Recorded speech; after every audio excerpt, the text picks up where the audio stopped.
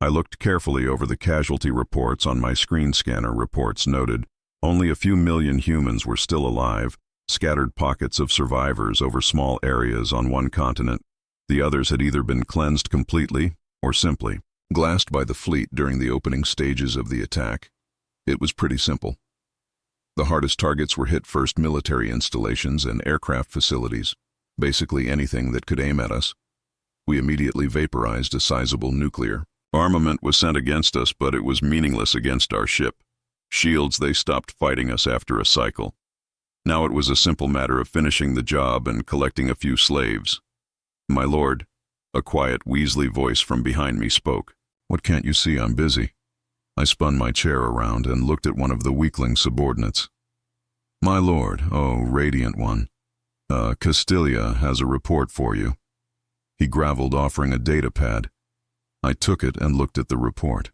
This makes no sense. How I put my hand on my forehead and involuntarily chuckled. So the locals have some fight in them. Send Deus Legion down, all of it. Just then, my communications array chimed. "Captain Varus of the Castilia. How charming, my Lord Radiance. I have news." "How quaint of you to think you can contact me direct. One of my fleet cruisers is not responding to my hail. Her shields and engine are shut down. I need authorization to send in a repair crew. Flame me later if you must. But I need authorization," he barked. I could sense a tone of desperation in his voice. "Why, Varus, is that fear I detect in your voice?" I said with a smile. I was looking forward to his insolence punishment. Later. Communicator chimed again. "2 more captains, my Lord Radiance. My entire engineering crew has vanished. My ship's shields are failing, my Lord Radiance. I have lost contact with one of my enslavement teams. They aren't responding to any hails." His voice was one of unnatural concern. "Silence," I barked at them and called them to order. Instantly, it would appear the locals are putting up some resistance. Captain Rari sent forth the entirety of Deus Legion. "We can find slaves some other day, just finish them," I ordered and returned to my readouts. An hour passed, and I looked wistfully over my fleet. My jubilation suddenly cut short at the sight of a frigate suddenly breaking formation and charging towards the planet. What was that? Why did that ship break formation? I barked into the command module. "We know." "Not, my Lord Radiance. The ship just cut comms and left. We need not care, my Lord Radiance, at the speed it's going. It will disintegrate on contact with the ground," my underling said from behind me. "I don't care what is going on. What happened to Deus Legion? Have they been deployed yet?" I spun in my chair to face my underling. I noticed something out of my right eye.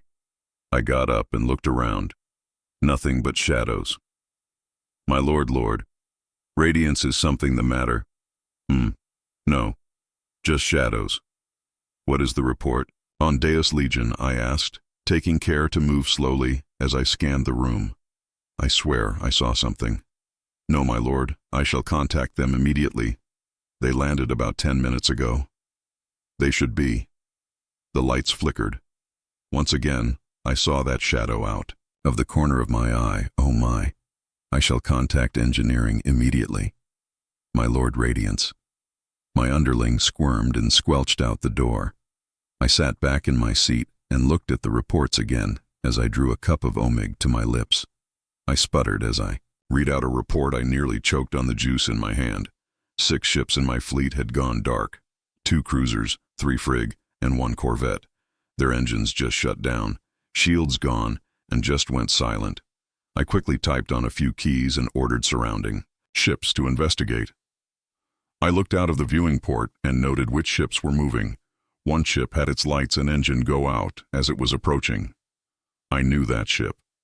I chuckled to myself as I realized something as I typed its comm channel into the network. I suddenly realized, hey, wait a second, its power is out. It can't even pick up any comms I send.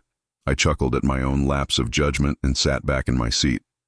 A few minutes later, the report came back. Every crew member was gone. No traces of any signs of anything at all, not even paw prints.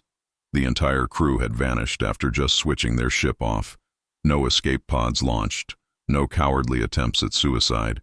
Nothing. As I read the reports, I kept getting that strange twinge. In my eyes, I kept seeing something. Every time I looked at it, it would vanish. A new report came in. Deus Legion was found dead, all of them 6. Zeroman, I looked at some of the pictures and I nearly began vomiting. Missing heads, arms, legs, hearts torn out of their chests, tentacles burnt to a crisp, while others were little more than piles of bones or hollowed-out armor sets some men had.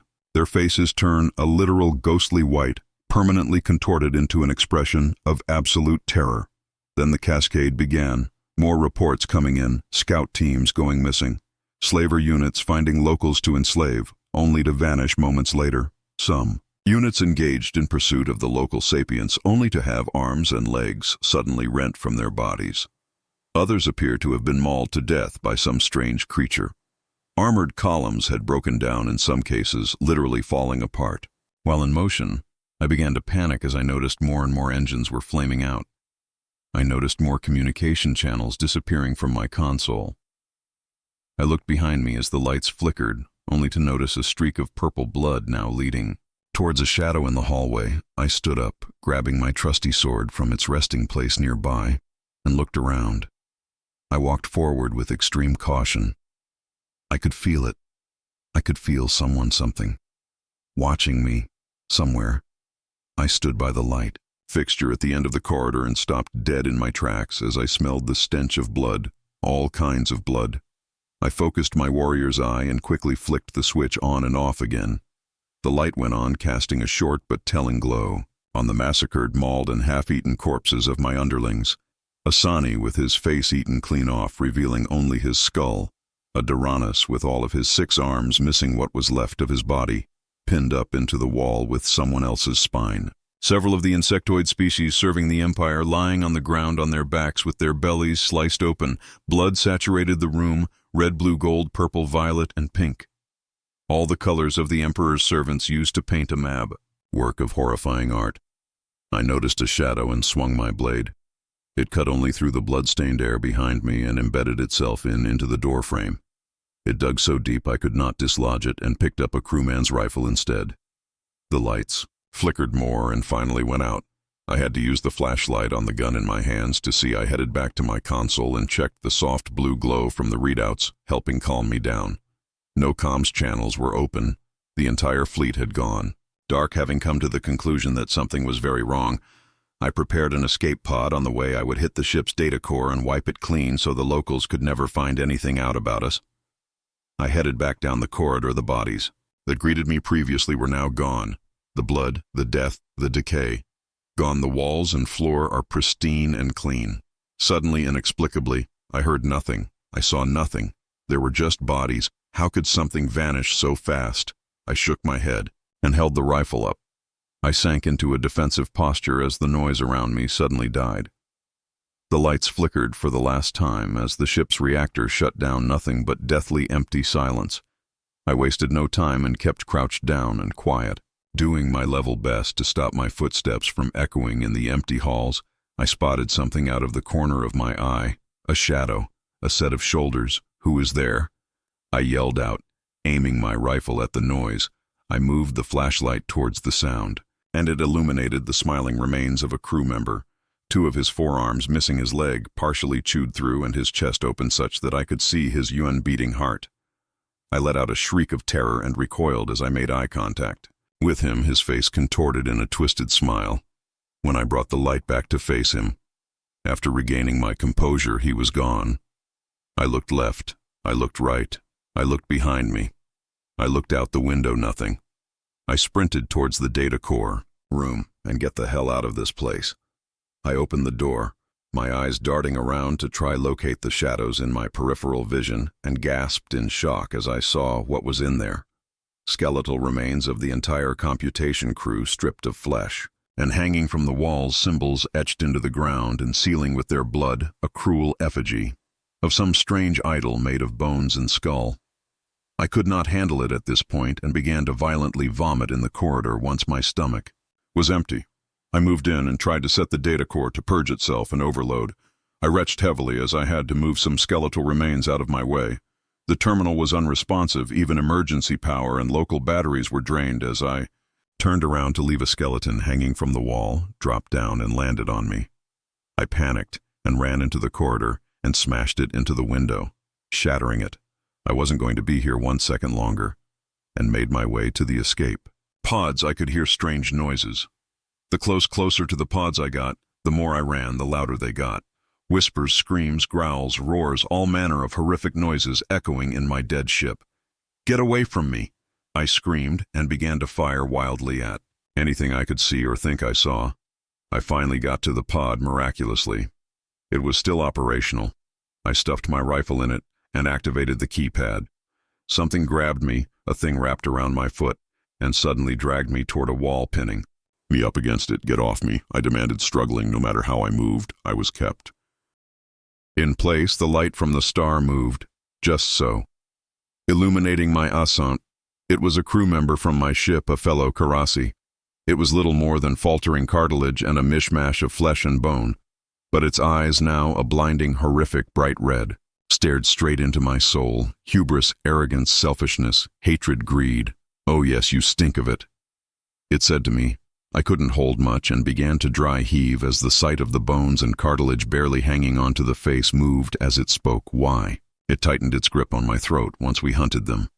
Their souls so potent and flesh so sweet. Barely a few hundred could sate us for a decade now. There are so few, and we cannot hunt lest we risk their extinction. So now we will hunt you." "What are you?" I gasped out at it. "We are shadows, not nightmares. Ghosts in the machine. We are them. We are they. We were once humanity's nightmares and ghouls. Their emotions were so potent we could feed off them, just by being near them. We have not killed. For millennia, until you came along," it said, and threw me against the opposite wall, pinning me against it. "Why did you do this? Do we not have the same enemy? If you hunt humanity," I asked it. Growled loudly, its horrifying animal roar, echoing through. The ship you killed too many of them. Now there are too few. Now we must find new hunting grounds. Now we must kill new prey. Humanity is barely a fraction of what it once was. I think it is only fair. The hunter becomes the hunted police. Please. Stop." I nearly voided my bowels again, both at the horror I was witnessing and the fact I had become so cowardly as to beg for mercy. Evil always tastes better than good. There is nothing in the afterlife that sates our cravings more than the cowardly. Screaming of a cockroach who thinks he is a king, "You will make for a fine hunt until mankind can spread its roots." One more, it growled and slammed me against the pod's door. "We are coming for you. We do not rest. We do not sleep. We are as patient as the universe itself. We can hide anywhere, and you will face vengeance for what you have done today." I was thrown into the escape pod.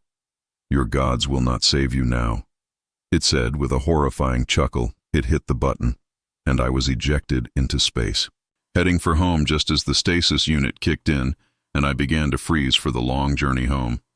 I got one last look at the ship.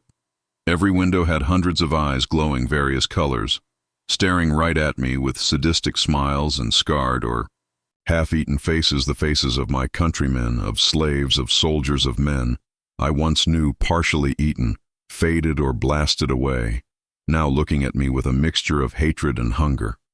What have I done? What did I just unleash upon the universe? This was my fault. If I had just left the planet alone. Now they hunt us, now they feed on us. What have I done? The next story's already written. You'll see it. If you're still alive, subscribe, like, and share before the next one begins.